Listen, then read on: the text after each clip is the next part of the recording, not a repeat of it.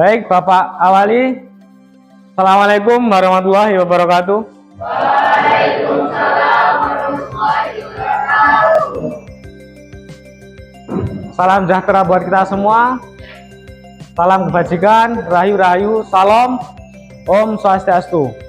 Jadi untuk siang hari ini pelajarannya mata pelajaran sejarah. Sebelum pelajaran dimulai, silakan ketua kelas Vicky pimpin teman-temannya untuk berdoa. Untuk memulai pelajaran yang pada hari ini, maka baiknya berdoa. Mulai.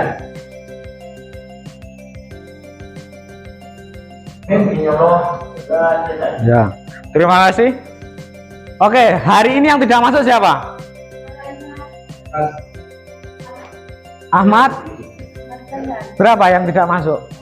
1. Ada suratnya? Tidak ada. Tidak ada suratnya. Oke, berarti satu kelas ini jumlahnya berapa? 30? Yang hadir 25. 35. Yap. Oh iya, jasa dipen. Berarti 34 ya. Oke, untuk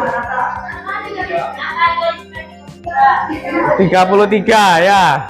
Siswa 33 kelas 11 2. Oke, sebelum pembelajaran dimulai ya, kita fokuskan dulu pikiran kita di kelas sesuai kesepakatan. Selain buku pelajaran sejarah, ketika jam pelajaran sejarah tolong dimasukkan ke tas atau dalam meja.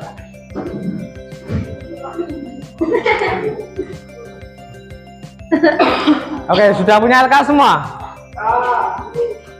Belum? Oh, ada yang belum? Ya udah, nggak apa-apa.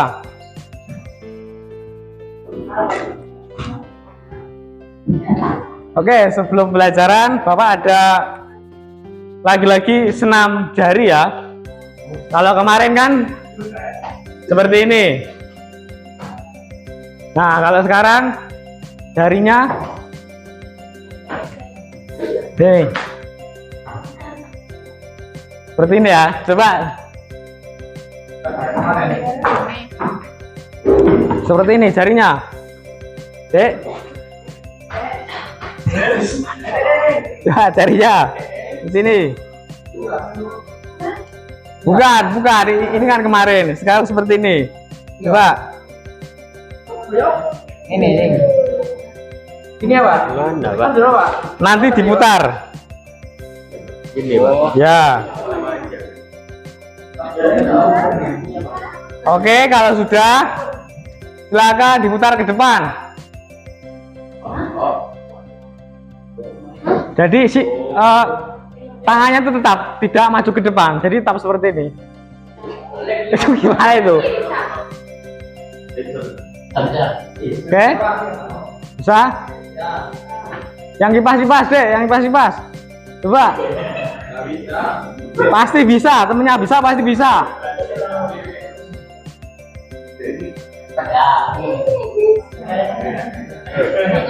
Oke, ya udah, sudah. Silakan. Sudah.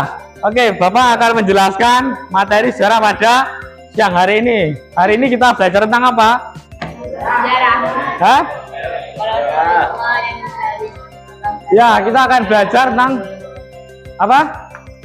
Kolonialisme dan imperialisme bangsa Eropa di Indonesia. Ya, baik. Terima kasih.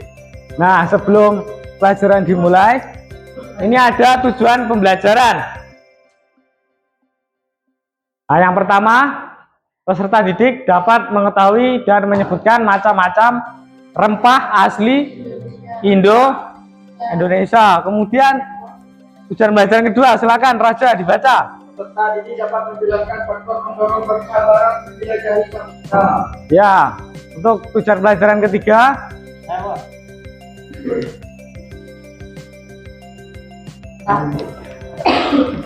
silakan. Yang bilang saya tadi siapa? Silakan dibaca. Peserta didik dapat menganalisis dampak global dan lahirnya kolonialisme dan di Indonesia. Ya, terima kasih untuk tujuan pembelajaran keempat. Peserta didik dapat mengevaluasi rute pelayaran bangsa Barat menuju ke Nusantara. Nah, ini ada beberapa rempah-rempah. Coba lihat adik-adik di depan. Ini kan yang mana ini Pak? Ya. Yang pertama ada cengkeh. Terus andalima, kemudian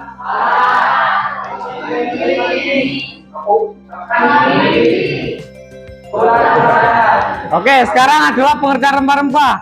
Silakan Dek, dibaca Dek. Rempah-rempah adalah bagian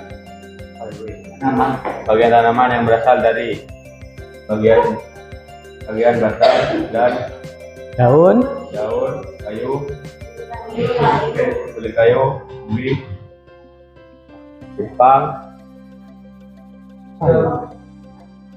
rhizom, akar biji, bunga, atau bagian-bagian tumbuh-tumbuhan. tumbuh-tumbuhan lainnya. Nah, Rempah merupakan merupakan berbagai hasil jenis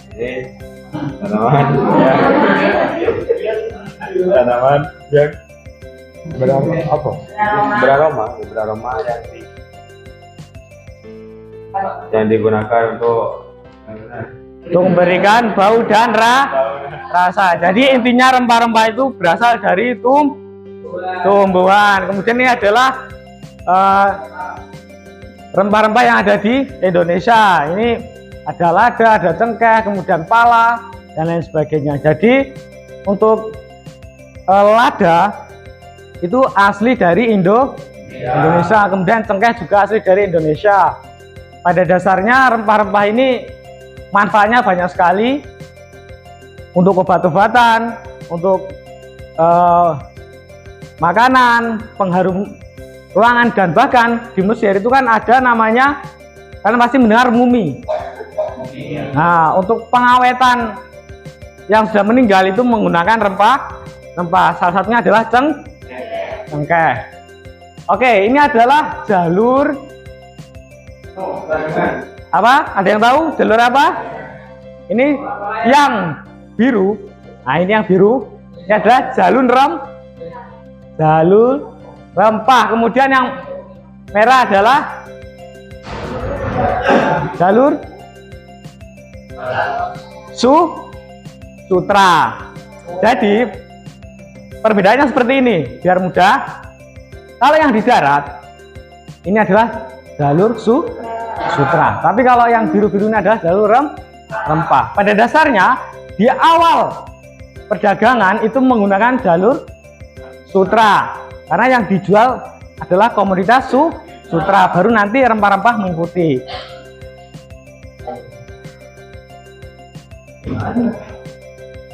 Nah, ini ada video, coba perhatikan. Siapa yang kenal solo jamu? Minuman tradisional itu kini telah menjadi warisan budaya tak benda UNESCO. Penetapan itu diresmikan dalam sesi dan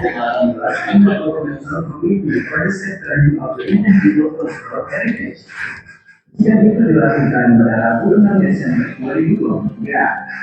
Ini jamu menjadi benda ke-13 Indonesia yang ditetapkan sebagai warisan budaya UNESCO.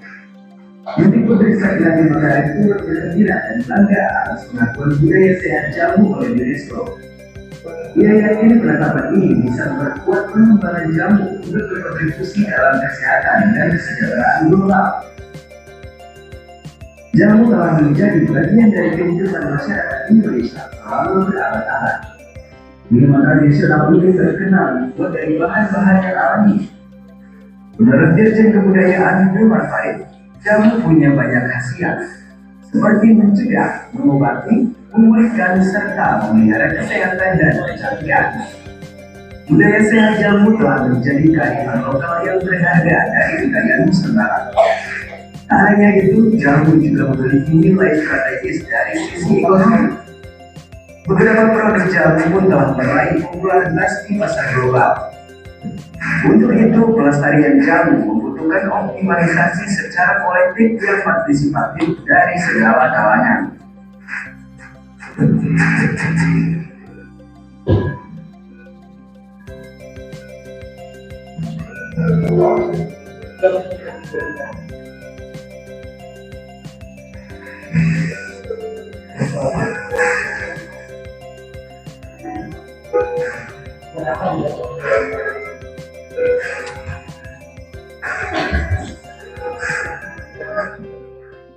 Baik, dari video tadi bahwasanya hari ini kan Bapak pembelajarannya secara kebudayaan. Jadi materi karena tentang rempah-rempah, maka supaya adik-adik itu ingat apa sih rempah-rempah. Kalau kalian bisa melihat sekarang itu, coba lihat di dapur, kemudian itu kan banyak bumbu-bumbu. Nah, itu termasuk rempah. Kemudian tadi kebudayaan jamu. Nah, jamu ini termasuk yang dapat diekspor Indonesia ke luar negeri. Makanya tadi kan sudah disahkan sebagai kekayaan tak benda oleh UNESCO. Nah, kemudian tujuan utama bangsa Eropa ke Asia dan Afrika adalah sebenarnya untuk berdagang. Nah, bangsa Eropa dianggap sebagai pelopor penjelajah samudra adalah yang pertama adalah ini lambang negara apa? Yang suka-suka bola pasti tahu. Siapa? Portugal. Nah, di Portugal ini ada pemain terbaik, yaitu siapa? Ya, PP juga pemain terbaik, tapi posnya back ya. Ada Cristiano Ronaldo. Kemudian ini lambang negara ya Spanyol yang kemarin habis juara apa? Juara Euro. Nah, ini lambang Belanda. Pada dasarnya dulu itu negara Belanda itu tidak melakukan pelayaran. Jadi ini adalah kongsi dagangnya. Makanya lambang negaranya seperti itu, VOC. Jadi bukan Belanda. Tapi untuk mempermudah ingatan kita, maka kita memastikan bahwasanya VOC itu adalah Belanda. Kemudian ada beberapa latar belakang tentunya penjelajahan samudera oleh bangsa Eropa. Yang pertama adalah jatuhnya Konstantinopel pada tahun 453 ke tangan Turki Ottoman. Nah, pada dasarnya Konstantinopel ini adalah sebuah pelabuhan perdagangan utama yang menghubungkan antara Asia dengan Eropa maupun Afrika, sehingga tempat ini sebagai tempat yang sangat penting untuk jalur perdagangan, dan karena dikuasai oleh Turki Ottoman pada tahun 1453 sehingga peraturan-peraturan perdagangan harus ikut sesuai dengan perintah Turki Ottoman. Kemudian adanya penemuan dan perkembangan baru di bidang teknologi maritim. Apa saja pada waktu itu? Apa saja? Kompas, teleskop, terus ya. Ada yang tahu siapa penemu kompas? Belum tahu. Nah, jadi penemu kompas itu awalnya di Cina, yaitu ketika zaman dinasti Tang. Ada salah satu penduduk menemukan kompas, tapi belum sempurna. Kemudian disempurnakan oleh Ibnu Majid. Nah, kemudian disempurnakan lagi oleh William Thomson, berasal dari Inggris. Kemudian muncul teori Copernicus yang menganggap bahwasanya bumi itu yang mengelilingi matahari, jadi bukan dibalik. Nah, kemudian teori Copernicus ini diperkuat oleh teori Galileo Galilei yang menganggap bahwasanya bumi itu bulat, bukan datar. Kemudian ini salah satu faktor orang-orang Eropa untuk berlayar karena menganggap bahwasanya bumi itu bulat. Karena pada dasarnya sebelum adanya teori ini menganggap orang Eropa itu bumi itu datar, sehingga kita berlayar maka akan jatuh ke bawah. Kemudian yang keempat adanya buku catatan perjalanan Marco Polo. Pada dasarnya Marco Polo ini adalah seorang semacam pejalan atau penjelajah, kemudian temuannya itu dicatat, ditulis, kemudian dibukukan. Nah, bukunya The Travels of Marco Polo. Nah, dari buku ini menginspirasi banyak pelaut Eropa untuk berlayar, termasuk Christopher Columbus yang menemukan benua apa? Amerika. Pada dasarnya benua Amerika itu kalau menurut orang Eropa itu yang menemukan Christopher Columbus. Tetapi di benua Eropa itu ketika Christopher Columbus itu datang, itu sudah ada penduduknya. Namanya suku apa?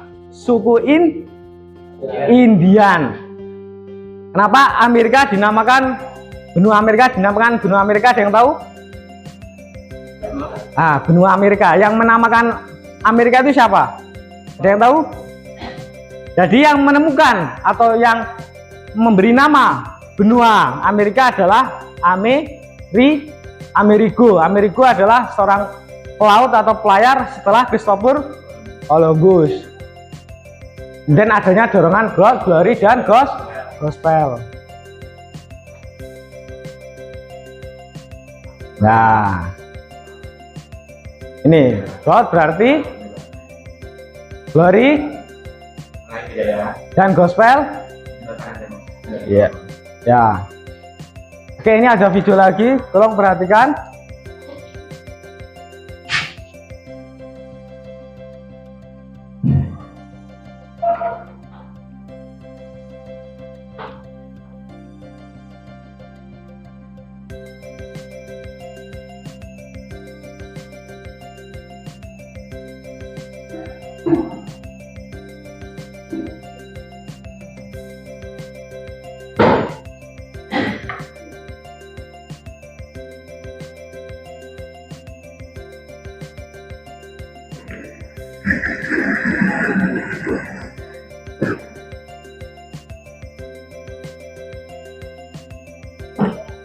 Silakan disimak deh ya.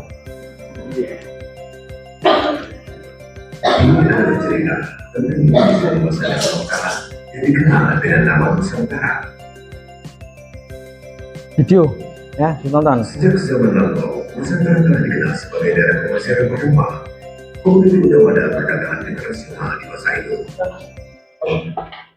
Rempah-rempah telah lama digunakan penduduk Nusantara dan bangsa lain seperti bangsa Arab, India, Cina, dan Eropa untuk obat-obatan sebagai bumbu masakan dan pengawet makanan. Wilayah penghasil rempah di Nusantara dapat dibagi dalam dua daerah produksi. Daerah pertama adalah di bagian timur, yaitu Kepulauan Maluku dan Kepulauan Banda, yang menghasilkan cengkeh dan pala. Sementara di wilayah barat, yang terdiri atas Pulau Sumatera, Jawa, dan Kalimantan sebagai daerah penghasil lada. Dan dulu, atau pusat perdagangan terbesar relasi itu adalah Malaka. Kota ini menjadi tempat bertemunya berbagai pedagang masak keras di Banten, Makassar, Banten, dan Ternate. Ekonomi tersebut terintegrasi dengan jalur perdagangan Asia. Para pedagang dari Cina, Arab, dan India membawa komoditas tekstil dan porselen. India adalah parti pasar dunia dan bangsa Eropa untuk membeli komoditas itu langsung dari daerah asalnya. Penjelajah Eropa menemukan jalur ke Nusantara dengan menggunakan Afrika melalui Haji Mataraman.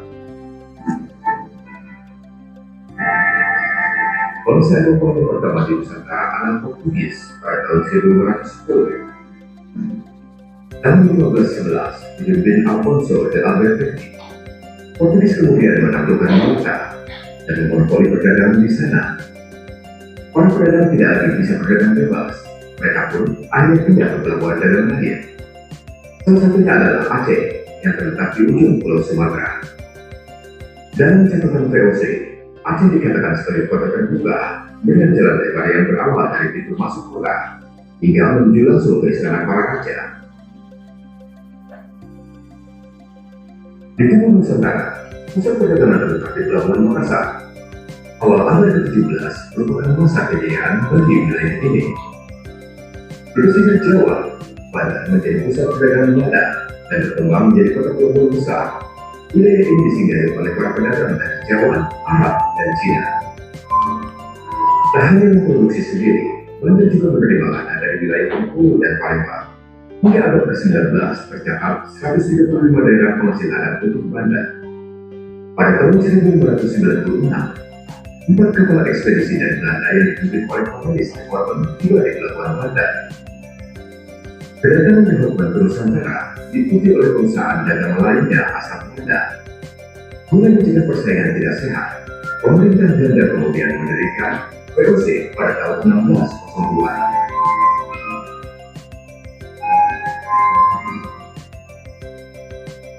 Pada tahun 1905, sebuah komando steamer Royal Harbour menduduki Ambon dan menjadikan sebagai ibu kota pasar Belanda di Asia Timur.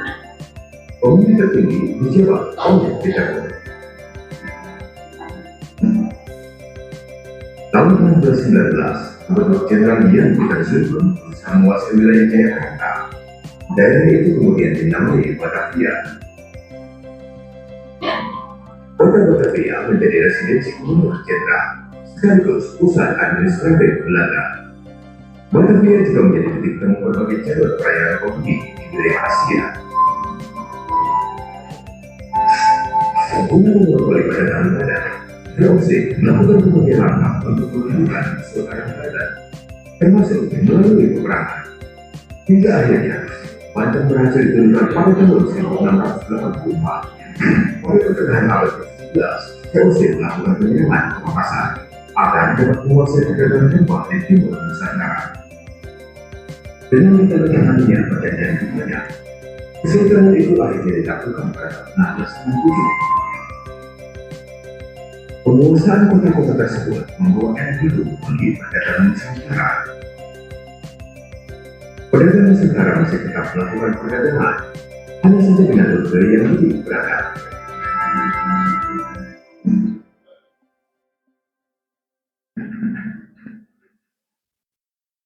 Perjalanan kota Nusantara membawa kisah kejayaan maritim yang berbeda dengan serapan kolonialisme. Jangan lupa membawa kekuatan yang menyatukan antara suku bangsa dan budaya dalam proses perbentukan bangsa Indonesia.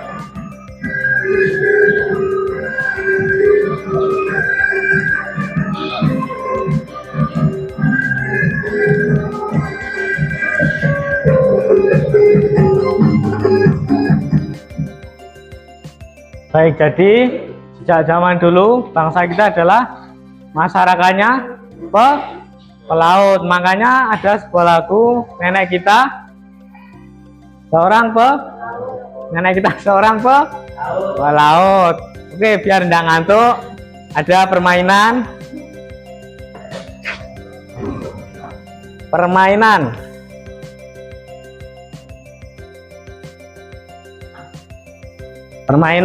nanti nyanyi lagu Garuda Pancasila.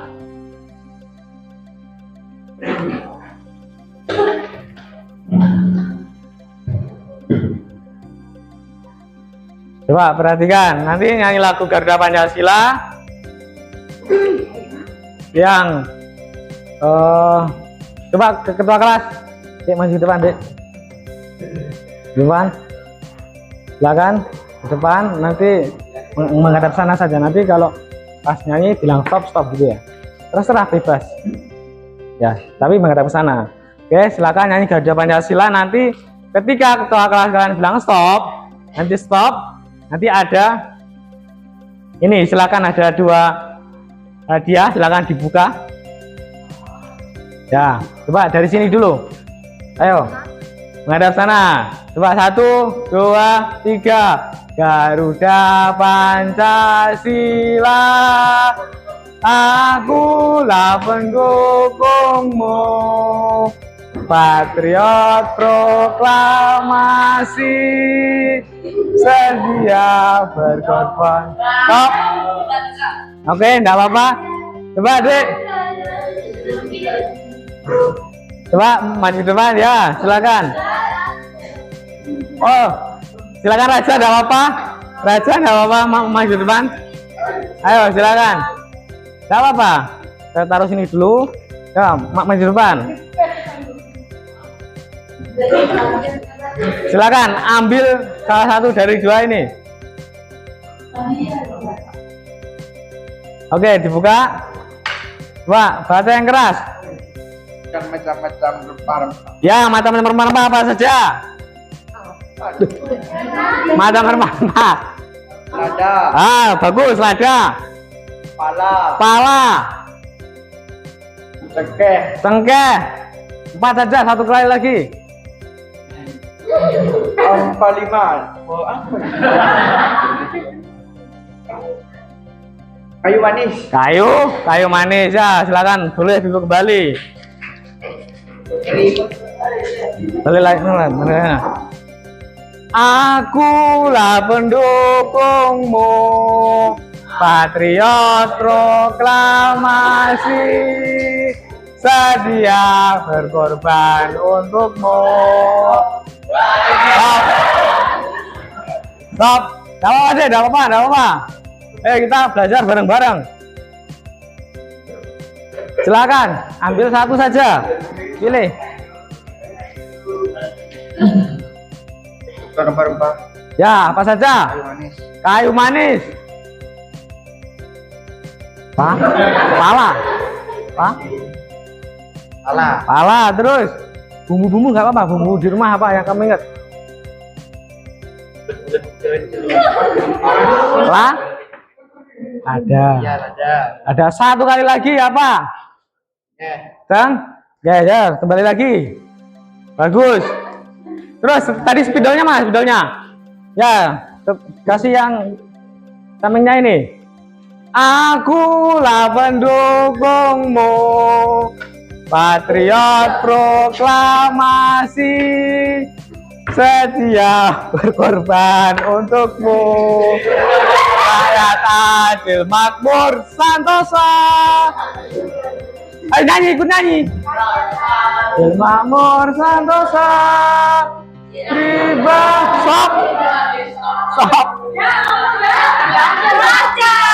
Udah. Ada apa-apa, maju lagi, tidak apa-apa. Ayo, pilih 1. Ya, apa itu? Gak bisa, Pak. Oh, tidak bisa. Apa pertanyaannya? Jelaskan yang dimaksud God, glory, dan gospel. Oke, minta bantuan siapa? Siapa yang bisa? Ya, silakan. Goal itu mencari kekayaan, glory mencari kejayaan, dan gospel itu menyebarkan agama Kristen dan Katolik. Ya, sudah paham? Kurang 1 kali lagi. Oh, sekali lagi. Tidak apa-apa, tidak apa. Goal itu Perhatikan. goal itu kekayaan, glory itu kejayaan, dan mencari kejayaan. Gospel itu untuk menyebarkan agama Kristen dan Katolik. Coba apa? Gol? God untuk kekayaan, Ya, glory untuk kejayaan, ya. gospel untuk menyebarkan agama. Ya, bagus, tepuk tangan. Terima kasih, bisa kembali lagi. Oke, tadi spidolnya mana? Sudah ya? Ya. Sudah saya bawa ke depan. Baik, terima kasih anak-anak. Kemudian selanjutnya ini ada tugas kelompok, silakan. Atau enaknya gimana, atau berhitung? Berhitung ya? Sepakat berhitung? Sepakat berhitung ya? Oke, berhitung. Berarti 6 ya. Kalau sudah sampai 6 nanti bilangi 1. Silakan. 2, 3, 1, 4.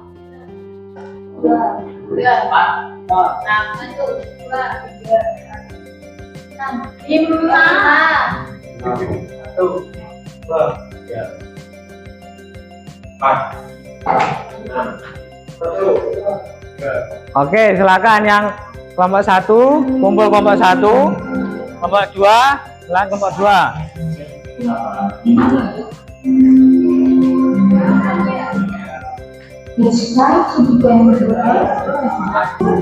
Oke, untuk perwakilan kelompok 1 aja maju ke depan. Satu kelompok, perwakilan kelompok 1 maju ke depan, silakan. Ini ke kelompok berapa? Kelompok 6. Kelompok berapa? 3. Coba mau maju depan dulu. Kelompok 6. 1, 2, 3, 4, 5. Pas ya. Nah, ini coba diambil satu-satu, silakan. Oke, kembali lagi ya. Masing-masing. Oke, coba perhatikan. Jadi tugasnya itu kan siapa saja tokoh penjelajah Spanyol, Portugis, Belanda. Jelaskan bagaimana proses pelayarannya. Jadi setiap kelompok itu satu negara sesuai yang adik-adik terima tadi. Ini nanti dibuat PPT ya. Ini kelompok berapa tadi? Satu. Silakan berdiskusi. Itu berarti adik-adik tinggal nyari siapa saja tokoh penjelajah Portugis. Jadi hanya Portugis, siapa saja tokohnya. Bagaimana prosesnya nanti? Nah, silakan.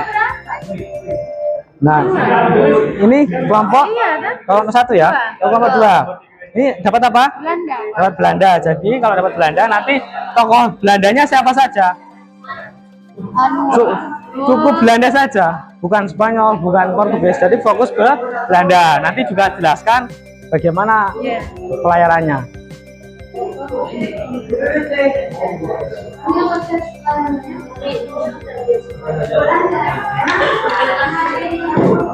Ini kelompok berapa? 5. Kelompok 5 dapat Belanda. Jadi adik-adik nanti cuma nyari siapa tokoh-tokoh pelayar Belanda dan bagaimana proses perjalanannya. Ya, paham? Kalau tidak, cari tokoh pelayaran Spanyol siapa saja, nanti jelaskan bagaimana proses perjalanannya.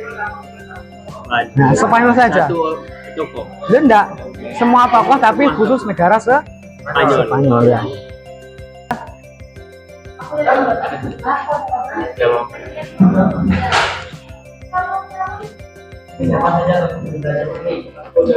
Ini kelompok berapa? Kelompok berapa? 3. Kelompok 3. Ini kelompok 4. Dapat negara apa? Portugis. Sudah paham pertanyaannya? Paham ya? Ya, jadi nanti cuma cari tokoh yang khusus Portugis siapa saja, nanti jelaskan bagaimana proses perjalanannya. Ya, silakan dibantu temennya adik. Gimana? Sudah paham belum? Paham ya?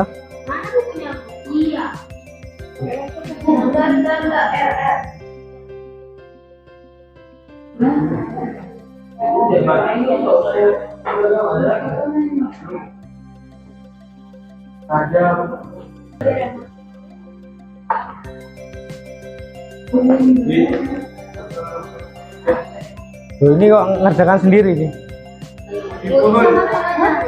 Oh, sama-sama hari. Oh ya.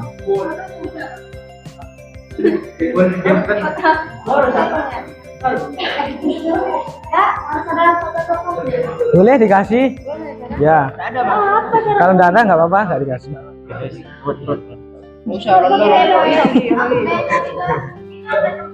lagi bosan nyari fotonya bisa. Iya, nggak usah dah. Iya. Masa saya ini mah gak bisa ini. Ini gak bisa digini.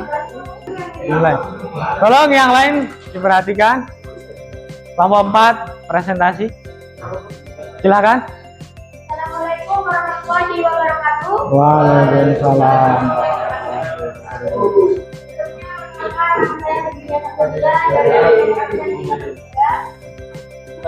Saya Muhammad Farhan. Saya Muhammad Effendi, absen 21. Saya ketiga saya Rahmat Sujana, absen 31. Kami di sini akan mempresentasikan tentang sejarah Portugis. Siapa saja tokoh penjelajah Portugis? Yaitu 1. Bartolomeu Dias, 2. Vasco da Gama, 3. Alfonso Albuquerque, 4. Indiana, 5. Pedro Alvarez Cabral.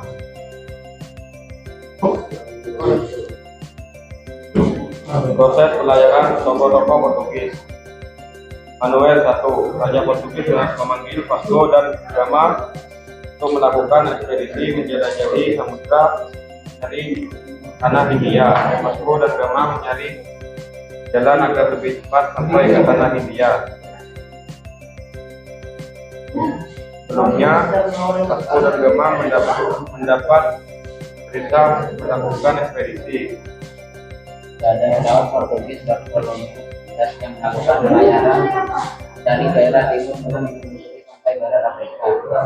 Mulai penjelajahan Vasco da Gama pada bulan 1400 dari pelabuhan Lisabon. Pada zamannya juga melalui Bartolomé Dias membuat industri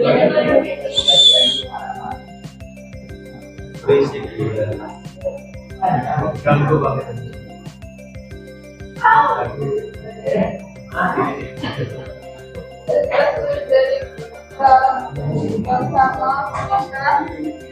Hewannya Vasco dan Gama melanjutkan perjalanan saya kami melalui pantai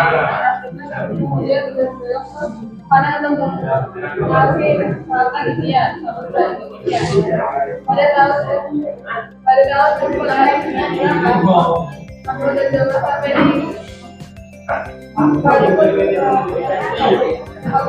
India dan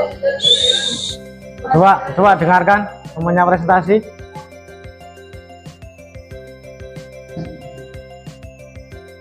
jadi tahu kan?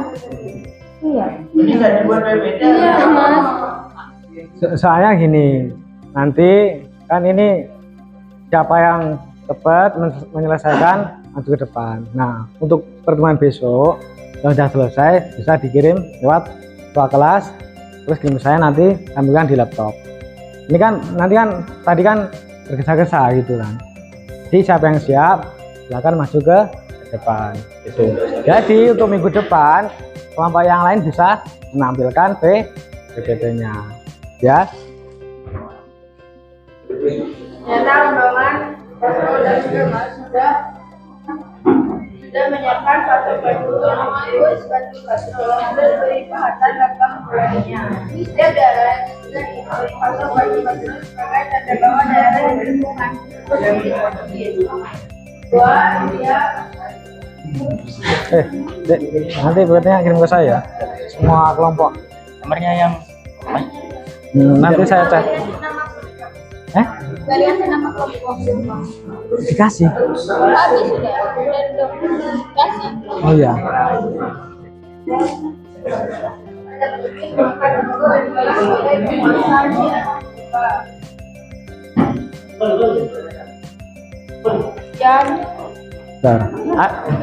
Bentar. Ini yang di depan presentasi tentang tokoh-tokoh layar yang ada di Portugis. Nah, tadi dari penyampaian kelompok 4 ada yang tanyakan enggak? Ada yang tanyakan? Tidak ada? Ya kalau sudah ada silakan ditutup. Ya, presentasi dari kelompok kami. Assalamualaikum warahmatullahi wabarakatuh. Waalaikumsalam warahmatullahi wabarakatuh. Oke, silakan siapa yang sudah siap presentasi? Coba yang lain perhatikan, kelompok 6 mau presentasi. Ayo Jui.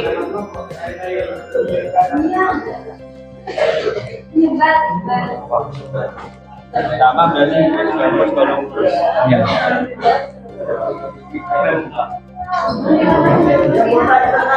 Assalamualaikum warahmatullahi wabarakatuh. Kami dari kelompok 6 akan presentasikan hasil kerja kelompok kami. Perkenalkan, nama saya Dwi Putro dan teman saya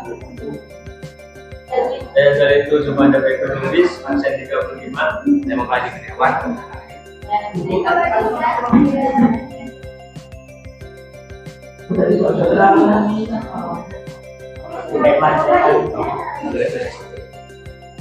Tokoh Raja Spanyol Cristobulus Columbus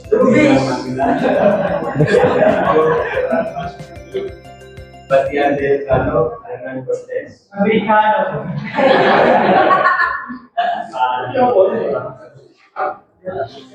Pengurus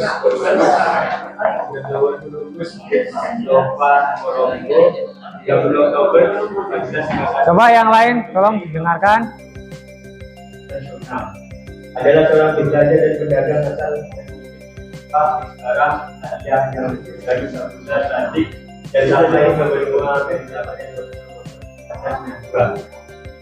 tersebut didanai oleh Ratu Isabel dari Astiria Spanyol setelah Ratu Presentasi juga. Jadi kalau udah selesai, waktunya cukup, silakan nggak apa-apa. Gede-gede. jauh sampai ke timur jauh melalui jalan.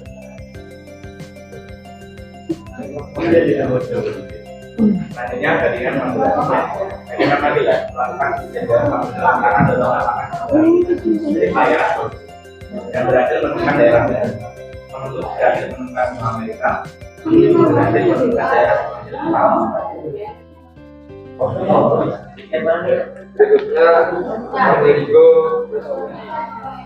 Vespucci adalah untuk menentukan apakah daerah yang ditemukan oleh Christopher Columbus benar-benar bagian dari Asia atau sesuatu yang sama sekali baru. Kan Spanyol mengirim Columbus layar ke barat menuju Samudra Atlantik pada tahun 1452. Tujuan utamanya adalah untuk menemukan rute laut ke Asia.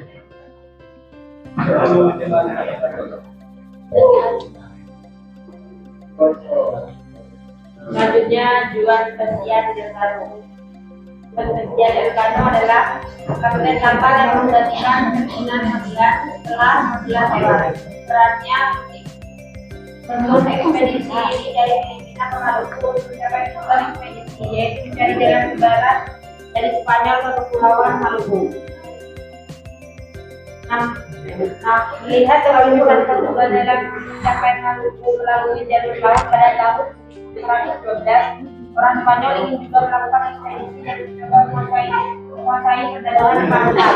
Namun berdasarkan perjanjian Tordesillas, jalur ke Maluku ke arah timur melewati pantai Afrika yang dia dikuasai oleh Portugal.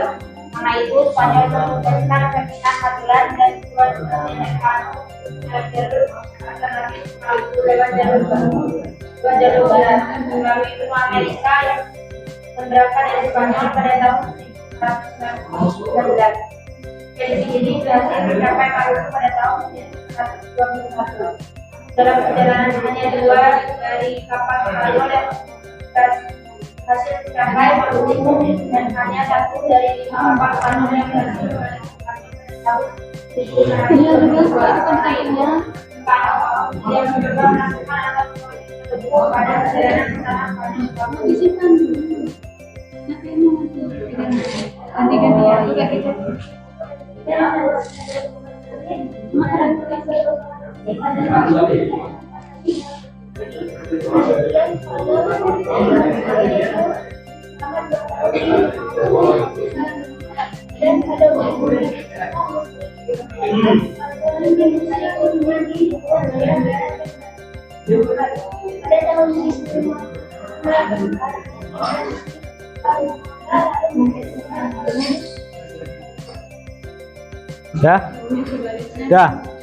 Ya, dari yang disampaikan kelompok 6, ada yang tanyakan? Pas? Sudah, paham? Silakan diakhiri. Ya, dari kami kelompok 6 mendengarkan. Assalamualaikum warahmatullahi wabarakatuh.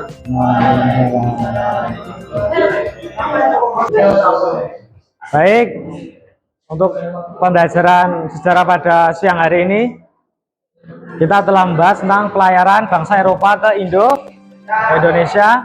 Jadi silakan PPT-nya nanti dikirim ke ketua, nanti langsung ke WA saya ya. Mungkin itu saja yang dapat Bapak sampaikan. Bahwa mohon maaf atas segala kesalahan. Wallahul muwaffiq ila aqwamit thoriq. Wassalamualaikum warahmatullahi wabarakatuh. Waalaikumsalam warahmatullahi wabarakatuh. Sorry. History.